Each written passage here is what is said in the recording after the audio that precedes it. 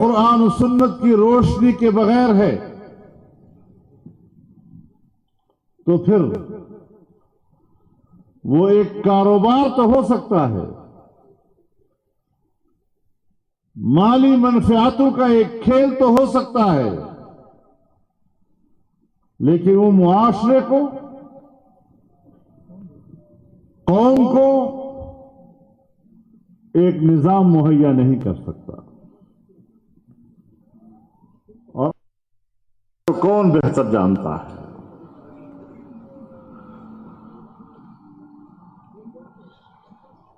میرے محترم دوستو،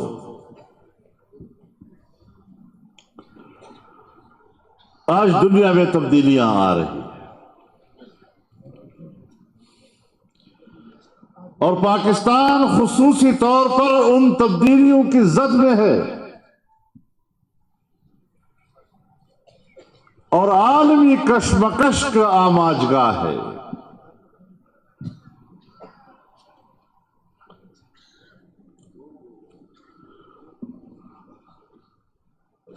200 سال پہلے عالمی معیشت پر بالادستی ایشیا کی تھی،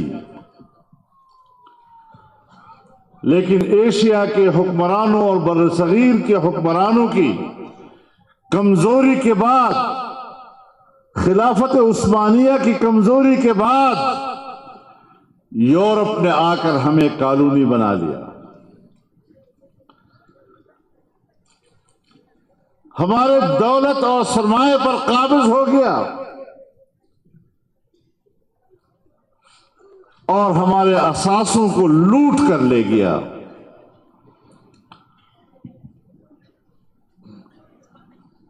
اب معیشت پر ان کا قبضہ ہے۔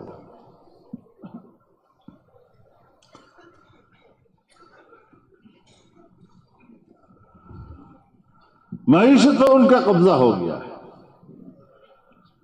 ہم ان کے سامنے ہاتھ پھیلاتے ہیں، کچھ ہمیں بھی۔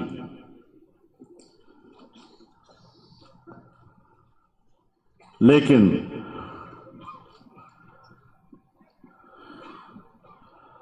نائن 11 کے بعد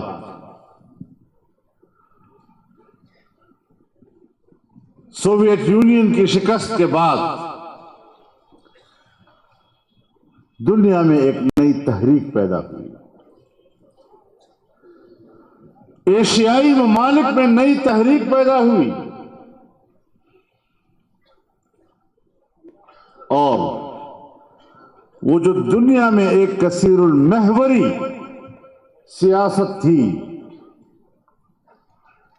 وہ یک محوریت میں تبدیل ہو گئی تھی۔ پوری دنیا کی سیاست ایک امریکہ کے گرد گھوم رہی تھی، مد مقابل نہیں رہا تھا۔ لیکن آج صورتحال پھر تبدیل ہو رہی ہے، دوبارہ ہم کثیر المحوریت کی طرف جا رہے ہیں اور غالباً آنے والے مستقبل میں چین ایشیا کی معاشی میدان میں قیادت کرے گا۔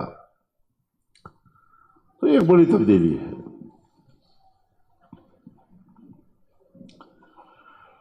جناب رسول اللہ صلی اللہ علیہ وسلم کے زمانے میں بھی جب ابھی اسلامی ریاست بہت کمزور تھی، نئی تھی، تو اس وقت بھی دو سپر طاقتیں فارس اور روم کی صورت میں موجود تھی، اور اس وقت بھی اسلامی ریاست کے رومی ریاست کے ساتھ اور رومی امپائر کے ساتھ تعلقات بہتر تھے۔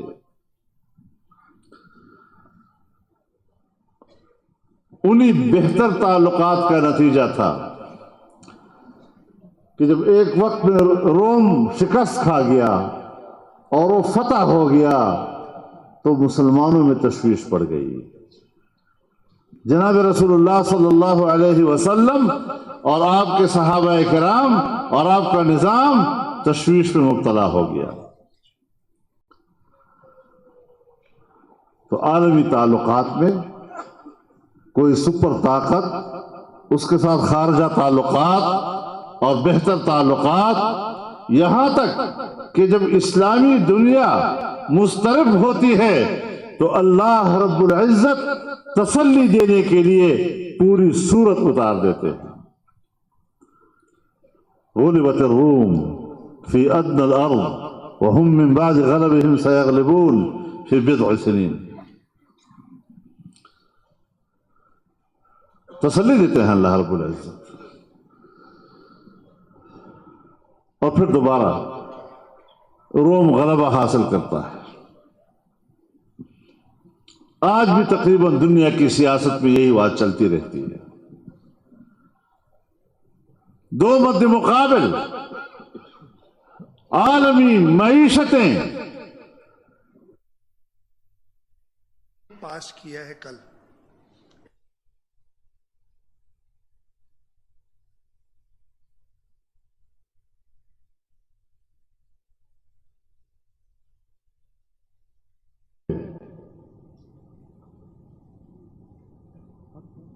ہمارے آنے والی نسلوں کا ہم پر قرض ہے۔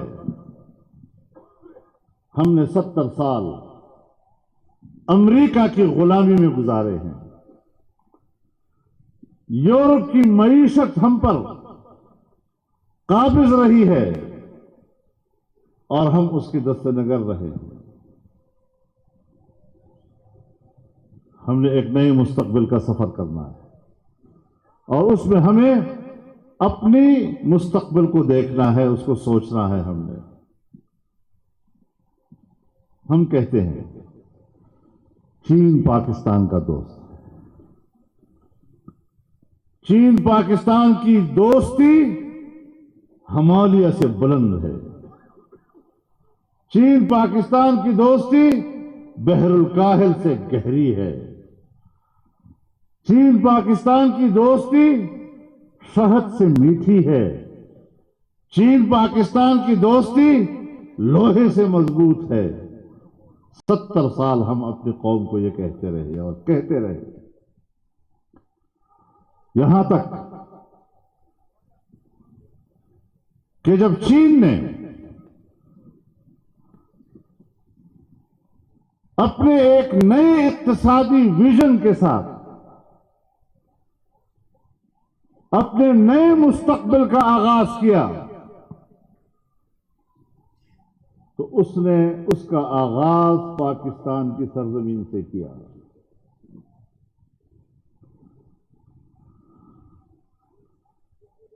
اور جمعیت علماء اسلام کو اس میں کردار ہے۔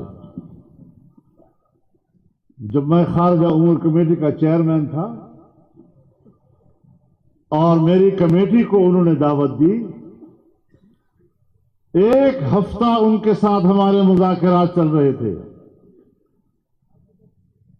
اور انہوں نے ملک کے اندر کچھ علاقوں کو فری اکانومی زون قرار دیا تھا، تو ہم نے ان پر اصرار کیا تھا کہ آپ سنکیانگ کے ارومچی کو بھی فری اکانومی زون قرار دیں تاکہ پاکستان کے راستے سے آپ کی تجارت کے راستے کھل سکے۔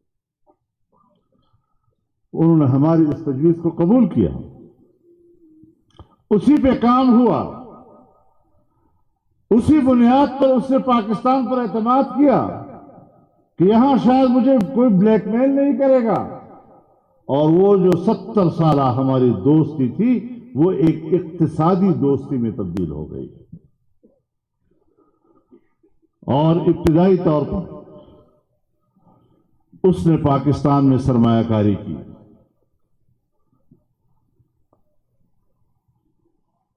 سی پیک بنایا،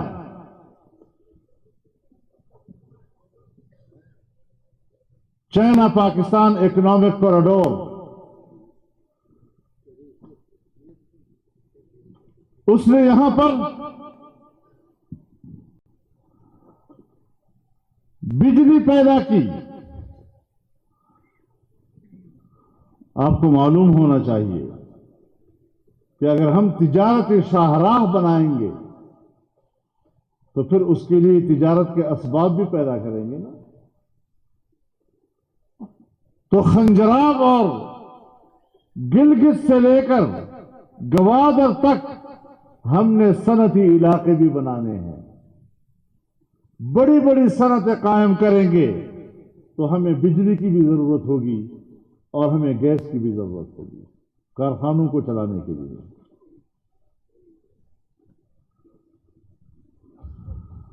ہمارے پاس بجلی کی کمی ہے.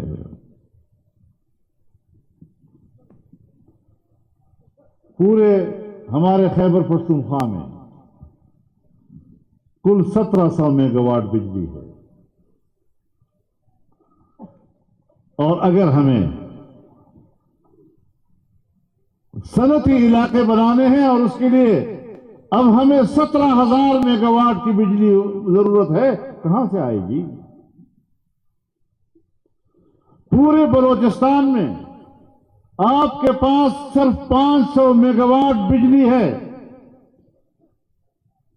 اور اگر آپ نے سی پیک کے کناروں پر صنعتی علاقے بنانے ہیں تو پھر آپ کو کتنی بجلی چاہیے؟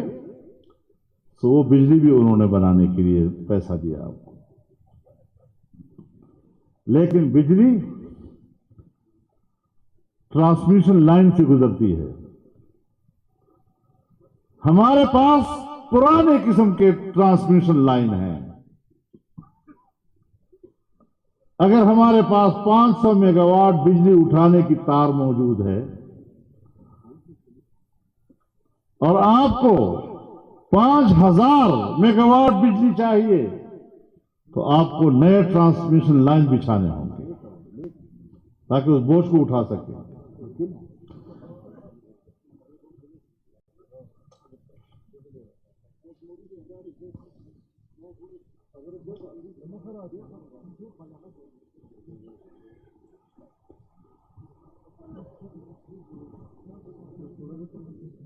اب آپ مجھے بتائیں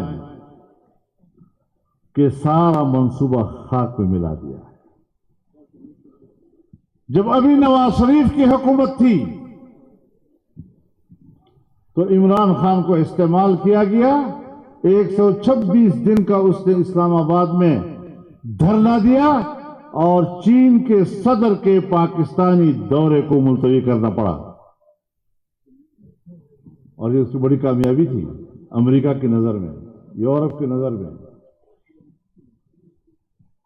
یہ وہ چیزیں ہیں جو قوم کے سامنے بیان نہیں کی جاتی.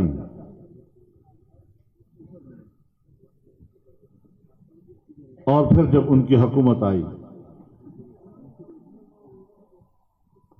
تو سارا منصوبہ ہی خاک میں ملا دیا.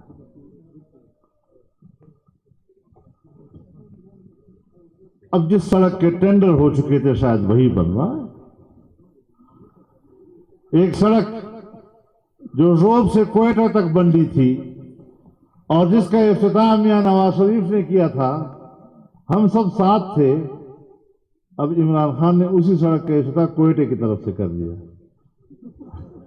یہ ہے تبدیلی کہ اسی سڑک کا افتتاح روب کی بجائے کوئٹہ سے کر دو, تو یہ تبدیلی ہے. تو تبدیلی کا مفہوم آپ خوب سمجھتے ہیں. باقی تمام منصوبے رک چکے ہیں. اور کہتا ہے پاکستان میگا پروجیکٹس کا متحمل نہیں ہے. ہمیں تو میکرو لیول اور میڈیم لیول کی اکانومی چاہیے, پروجیکٹس چاہیے. بابا سنو ذرا, میکرو لیول کا کاروبار یہ ریاست کے کنٹرول میں نہیں ہوتا, یہ پبلک ٹو پبلک ہوتا ہے. کسی نے انڈا بیچنا ہے تو پڑوسی کے ہاتھوں بیچ دیتا ہے, کسی کو پتہ بھی نہیں. کسی نے مرغی بیچنی ہے تو اپنے محلے میں کسی کے ہاتھ بیچ دیا, بس ختم. یہ ہے میکرو لیول کی کاروبار. کسی نے چھوٹا سا پلاٹ بیچنا ہے, گھر بیچنا ہے, پبلک ٹو پبلک سودا ہو جاتا ہے, ختم بات. زیادہ سے زیادہ کوئی چھوٹا سا اسٹامپ لکھ لیتے ہیں.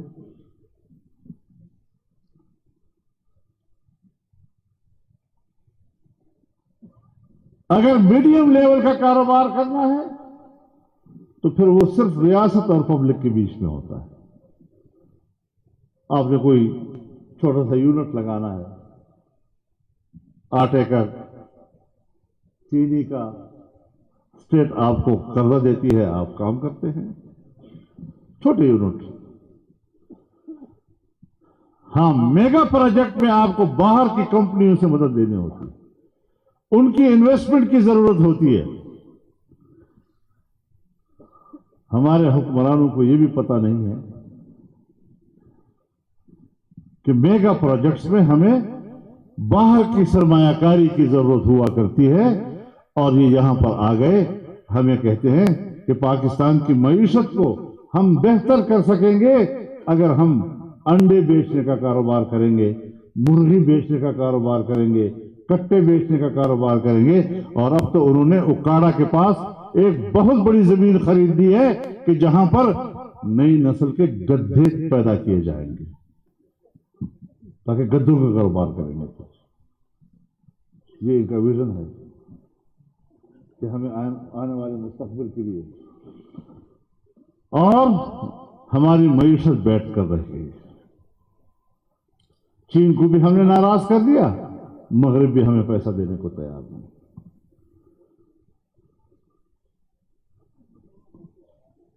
اور میں آپ کو بتا دینا چاہتا ہوں کہ جب ہمارے صوبہ خیبر پختونخوا میں 2013 میں الیکشن ہوئے اور پی ٹی آئی کی وہاں حکومت بنی، تو ان کو خطرہ تھا کہ جمعیت کی طرف سے مزاحمت نہ آ جائے. تو پھر ایک وفد میرے پاس بھیجا، بڑا ہائی رینک لیول،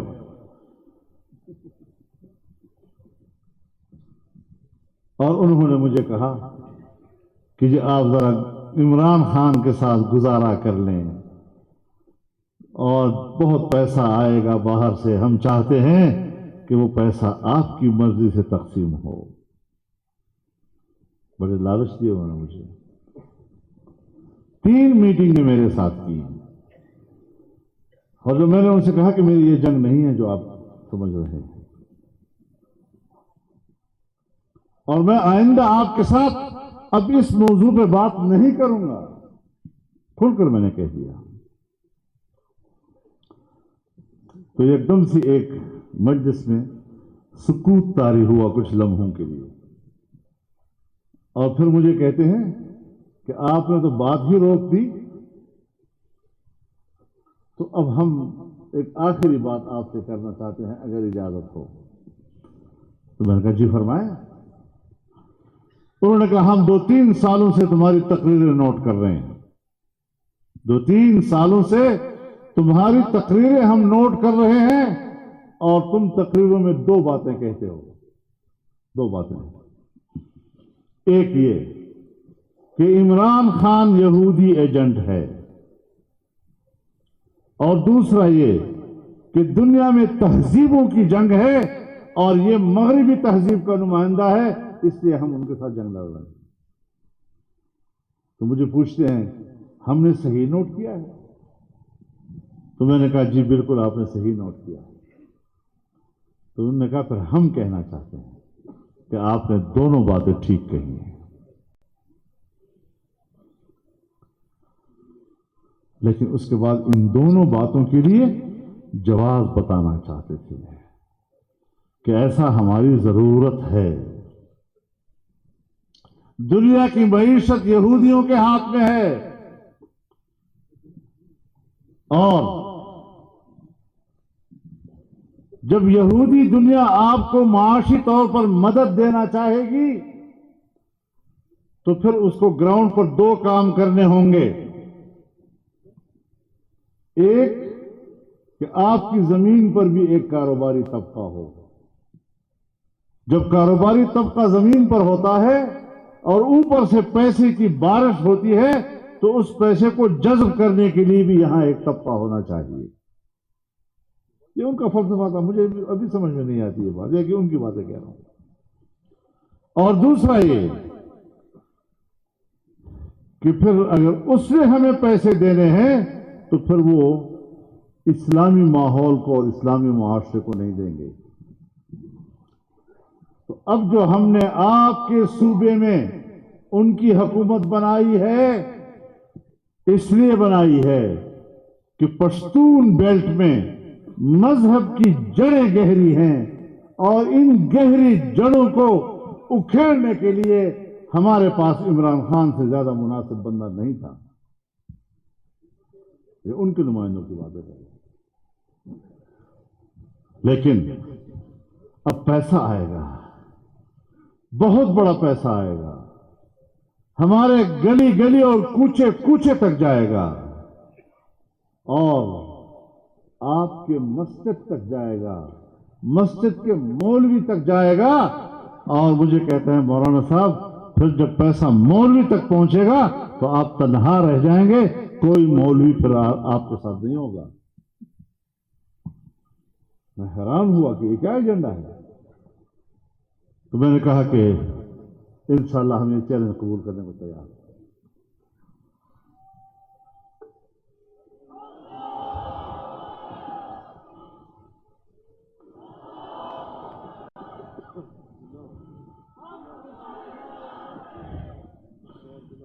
پھر اس کے بعد پیسہ آیا,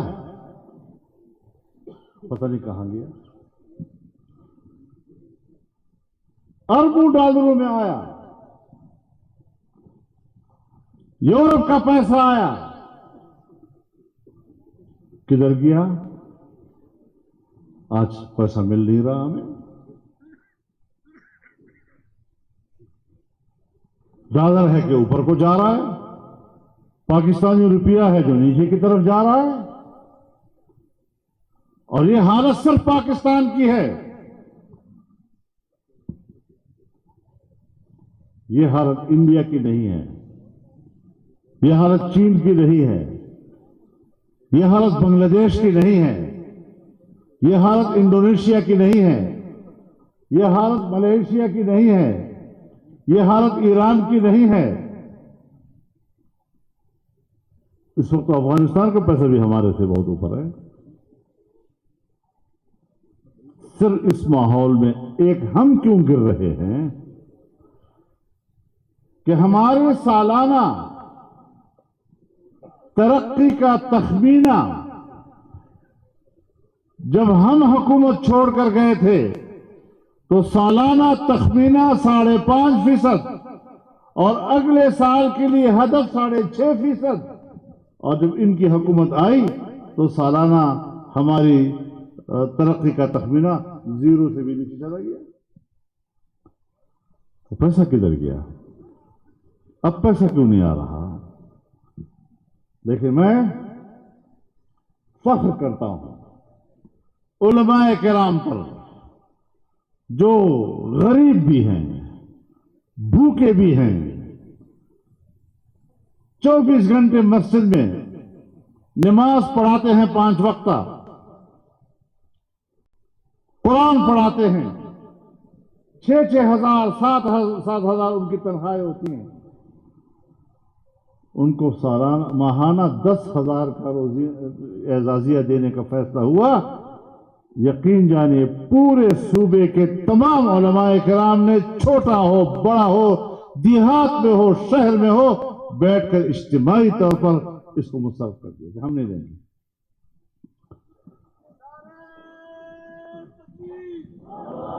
نعرہ تکبیر! قائد تیری سیاست کو, قائد تیری امامت کو. پھر میرے محترم دوستوں, الیکشن آتے ہیں. ہمارے ملکی نظام, ہماری بیوروکریسی, ہماری اسٹیبلشمنٹ الیکشن کے نتائج کو اپنے ہاتھ میں کنٹرول میں رکھتی ہے. اس لیے تاکہ مغربی دنیا کو بتایا جا سکے کہ مذہبی لوگوں سے مت گھبراؤ, ان کی فکر مت کرو, ان کے پاس بس زیادہ سے زیادہ 12-14 سیٹیں ہوتی ہیں. پاکستان کے عوام میں ان کی کوئی مقبولیت حاصل نہیں, اور اس غرض کے ساتھ پھر وہ دھاندلی کراتے ہیں. تو اس دفعہ پھر ہم نے نوٹس لیا اس کا. پتہ تو ہمیں ہمیشہ ہوتا تھا، لیکن اس بار ہم نے نوٹس لیا اس کا. ایسا نوٹس لیا کہ جمعیت علماء اسلام نے پورے ملک میں 14 ملین مارچ کیے اور آخر میں آزادی مارچ کیا، اور پبلک کی جو لاکھوں کی تعداد میں اس میں شرکت تھی، اس نے دنیا کو پیغام بھیج دیا کہ اسٹیبلشمنٹ دھاندلی کر کے تمہیں غلط رپورٹ دیتی ہے. جمعیت علماء کی اصل قوت یہ ہے. ہم نے ثابت کیا ہے ان کو.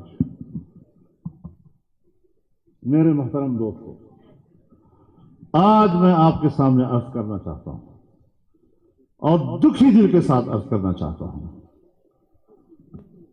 کیا 25 جولائی 2018 کو پاکستان کا تاریخ دن تھا، یوم سیاہ تھا، جب ملک کے عام انتخابات میں دھاندلی کی گئی. اور یا گزشتہ کل 17 نومبر کو پاکستان کی تاریخ کا یوم سیاہ تھا، جب ہمارے پارلیمنٹ اور مجلس شورا کے اندر 51 قوانین 1 گھنٹے کے اندر پاس کیے گئے، اور ہنگامہ آرائی کے ساتھ پاس کیے گئے، بے شرمی کے ساتھ پاس کیے گئے. لیکن میں ایک بات کہنا چاہتا ہوں، دوستوں کی اجازت کے بغیر کہنا چاہتا ہوں کہ اس وقت اس کردار کے پیچھے جو مجرم کھڑا تھا، آج بھی اس کردار کے پیچھے وہی مجرم کھڑا ہے. نعرہ تکبیر! قائد اشارہ کھڑا، قائد تیرا ایک اشارہ، قائد تیرا ایک اشارہ، لبیک لبیک لبیک لبیک.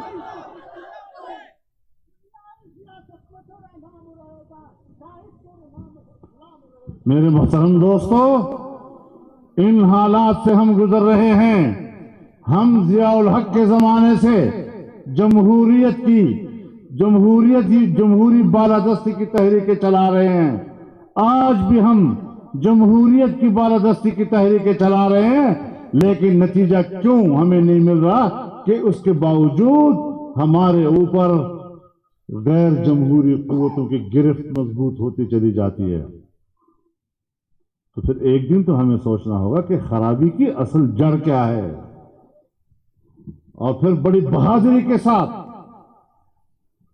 بے نیاز ہو کر کہ یہ اقتدار اگر ان کے ہاتھ میں ہے اور ہمارا اقتدار ان کے رحم و کرم ہے، تو فیصلہ کرنا ہوگا کہ ہمیں ان کے ہاتھوں سے اب اقتدار نہیں چاہیے. ہم اب پہلے اپنے ملک کی آزادی کے لیے لڑیں گے. جب آزاد ہو جائے گا، جمہوریت مکمل ہو جائے گی، اس کے بعد پھر اگر اقتدار ملتا ہے تو پھر وہ کم از کم اقتدار. آئین کی دھجیاں بکھیری گئی ہیں. یہ ملک کے ساتھ مذاق ہوتا ہے، یہ ملک کے ساتھ آئین کے ساتھ مذاق ہوتا ہے، یہ جمہوریت کے ساتھ مذاق ہوتا ہے، یہ پارلیمنٹ کے ساتھ مذاق کیا جاتا ہے. اور تم نے آسان سمجھ لیا ہے کہ شاید ہم جو چاہیں کر سکیں گے. انشاءاللہ آپ کے سامنے اگر ساری اپوزیشن بھی لیٹ جائے گی، جمعیت علماء اسلام سینہ سپر ہو کر اس بدعنوانی کا مقابلہ کرے گی انشاءاللہ.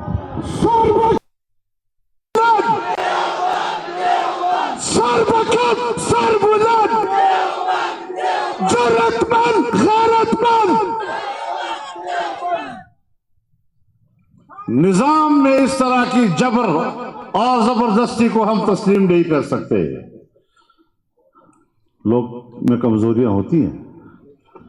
کوئی اقتدار کا بھوکا ہوتا ہے، کوئی وزارت کا بھوکا ہوتا ہے، بہت چھوٹی سی قیمت پر آمادہ ہو جاتا ہے. ہوتی ہیں کمزوریاں. لیکن میرے علماء کرام، میرے بھائیوں، میرے سر کے دستار، میں آپ کو بتانا چاہتا ہوں، ذرا اپنی تاریخ کی طرف اپنی نظر لوٹاؤ. 300 سال سے میرے اکابرین اس آزادی کی جنگ لڑ رہے تھے، اس کے لیے قربان ہو رہے تھے. کیا ہم نے اپنے اکابرین کی قربانیوں کی لاج رکھنی ہے یا نہیں رکھنی؟ ہمیں حضرت شیخ الہند نے جو منہج بتایا، جو راستہ بتایا، جو رویہ بتایا، اسی کو لے کر ہم نے انشاءاللہ آگے بڑھنا ہے۔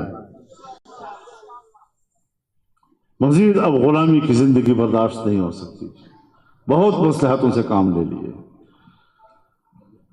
لہذا ہمیں ایک جنگ، ایک دن تو آخری جنگ لڑنی ہی ہے، چاہے ہم اس میں جیت جائیں چاہے ہم اس میں ہار جائیں، جو بھی ہو نتیجہ، لیکن اللہ کے ہاں ہمیں سرخرو ہونا ہے۔ تو اس حوالے سے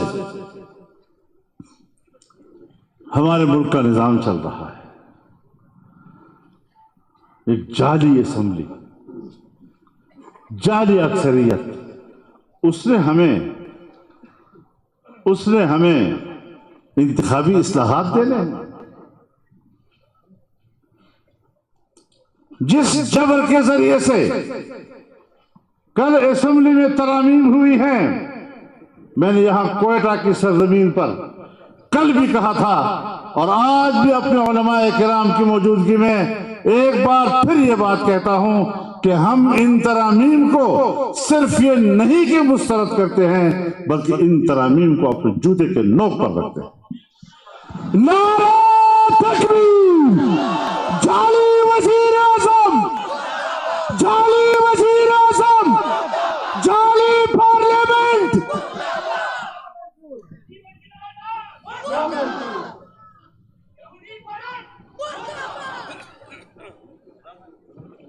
اب ان کو شرم بھی نہیں آتی نا، آپ ان کو یہودی کہیں پرواہ نہیں، اتنے گندے کردار کے باوجود تنگ کر کہتے ہیں ریاست مدینہ، شکل دیکھو اور ریاست مدینہ کو دیکھو۔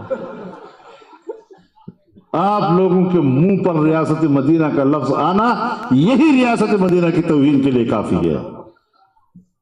بدبختوں کہیں گے، تم جیسے گندے اور غلیظ لوگ اس قوم پر مسلط ہیں، تم جیسے گندے کردار کے لوگ اس قوم پر مسلط ہیں، تم کب تک اس قوم کو بے غیرت قوم سمجھتے رہو گے؟ کب تک یہ سلسلہ چلتا رہے گا؟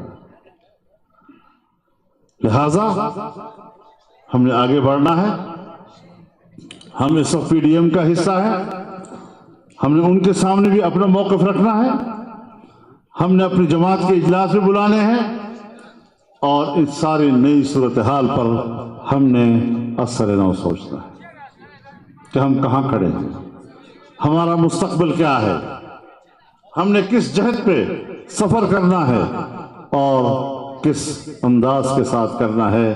یہ ملک ہمارا ہے، کسی کا جاگیر نہیں ہے، اور یہ ملک انشاءاللہ ہمارے مرضی کے مطابق چلے گا، ہمارے آئین کے تحت طے کیے طریقے کے مطابق چلے گا۔ آئین کچھ کہتا ہے اور ہوتا کچھ ہے، اب مزید یہ نہیں چلے گا انشاءاللہ۔ اللہ تعالی ہمارے لیے ہمارے حالات کی بہتری کے لیے رحم و کرم فرمائیں، باران رحمت کے لیے بھی دعا کریں۔